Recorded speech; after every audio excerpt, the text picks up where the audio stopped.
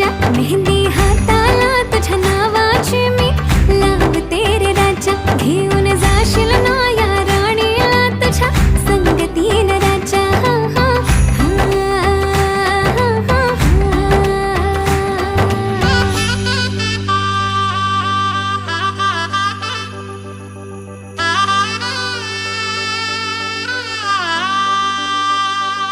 सजली ही नवरी बाई नवरोबासाठी ग, गाली हळदी चाले दिसते किती गोड ग.